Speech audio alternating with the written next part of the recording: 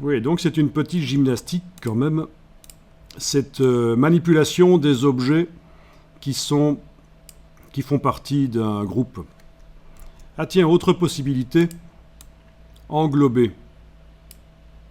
Voilà, si vous englobez avec la flèche blanche plus et que les deux parties de l'objet, là, le trou et l'extérieur, sont dans le rectangle de sélection, ça fonctionne aussi. C'est pas toujours facile d'englober parce que parfois les objets sont parmi plein d'autres et le clic, il faut connaître. Voilà.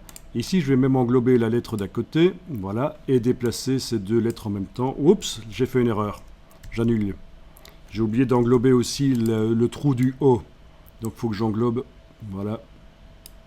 OK. Là, j'ai 4 tracés qui sont sélectionnés. Les 2 trous et les 2 extérieurs des lettres. Et je peux bouger. Voilà. Bon, c'est une petite gymnastique à avoir.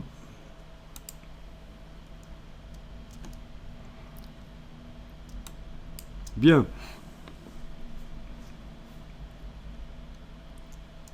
On va agrandir par la droite le plan de travail. Donc n'hésitez pas à zoomer en arrière parce qu'on va aller travailler sur la droite maintenant.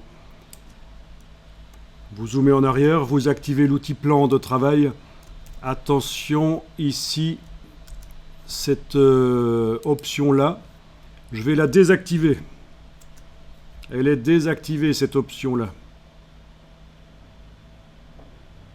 Vous voyez, là, elle est activée. Si je la vois comme ça. Et là, elle est désactivée. Donc il faut qu'elle soit désactivée. Parce que sinon, quand on bouge les poignées du plan de travail, les objets bougent avec et c'est pas du tout ce que je veux. Parfois, c'est ce qu'on veut, parfois pas.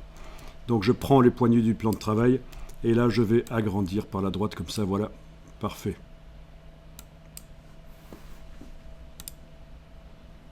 Ok, je réactive la flèche noire quand j'ai fait ça. Alors, à nouveau, je vais redémarrer du texte non vectorisé.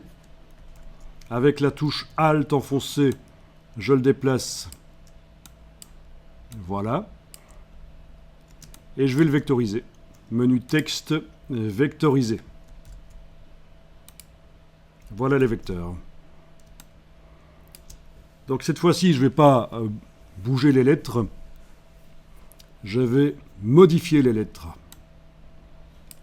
Donc la flèche blanche plus, c'était pour sélectionner l'entièreté d'un tracé, l'entièreté de l'extérieur de la lettre, l'entièreté du trou avec. Bon, ça c'est la flèche blanche plus. Mais là, on va utiliser la flèche blanche qui permet de manipuler certaines parties d'un objet seulement. La flèche blanche sans le plus. Vous allez cliquer à côté de l'objet pour désactiver. Et puis vous allez englober. Alors ce serait peut-être intéressant de faire CTRL-Y. Non, dans ce cas-ci, je ne fais pas CTRL-Y. Je vais englober, comme ça, une partie du caractère, vous voyez. D'accord ? Une fois que une partie du caractère est sélectionnée, donc les points là qui étaient englobés par la flèche blanche sont sélectionnés, ceux d'en bas ne le sont pas, je prends un point et je peux le bouger. Et si je veux que ça se déplace parfaitement à la verticale, j'enfonce la touche Shift. Et voilà, vous allez pouvoir comme ça faire des logos de cette manière-là. Ça peut être très sympa. Voilà, voilà. Ok. Ok. Je vous montre, parce qu'on a tous des mots différents. Je vous montre ici chez moi ce que je vais faire. Avec la flèche blanche, j'englobe ici cette partie-là. Voilà. Je vais prendre un point et monter en enfonçant la touche Shift. OK. Alors, pour arriver à placer à la même hauteur que le L chez moi, il va falloir que j'utilise les règles que j'ai fait apparaître tout à l'heure. Vous pouvez les faire apparaître aussi maintenant si vous voulez. Vous enfoncez, vous allez dans le menu affichage. Affichage règles. Et là, vous avez afficher les règles. Évidemment, chez moi, vu qu'elles sont affichées, ça propose de les masquer. Et le raccourci, c'est CTRL-R sur le PC, Command-R sur le Mac. Donc, au lieu d'aller dans le menu affichage, vous pouvez très bien faire CTRL-R. Et les règles vont apparaître. Et alors, en positionnant le pointeur sur la règle horizontale, vous allez tirer un repère horizontal. Vous mettez le pointeur là sur la règle horizontale, vous enfoncez, vous tirez, vous pouvez lâcher, c'est un repère. Alors je dis tout de suite, une erreur de débutant, c'est que le débutant essaye d'aller sur le bord de la règle avec le pointeur et ça ne marche pas. On met vraiment le pointeur sur la règle pour faire ça.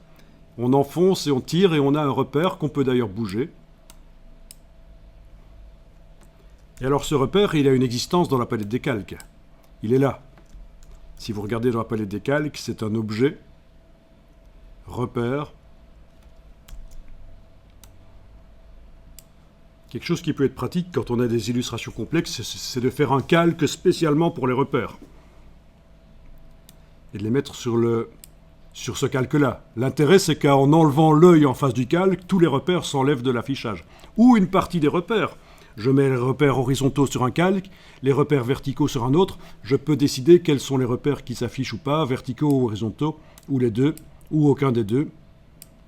Voilà, vous allez déplacer le repère. Est-ce que... Ah oui, évidemment, il va falloir zoomer.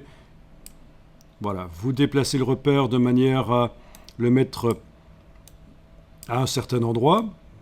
Si vous avez tiré, si vous avez agrandi un caractère comme je l'ai fait, voilà. Et ça va vous aider à aller sélectionner. Ah oui, un truc qui pourrait être fait. Là, je fais CTRL-Z. Après avoir positionné le repère, je clique à côté, il est désactivé. Mais je peux aussi aller le verrouiller. Ça, c'est intéressant.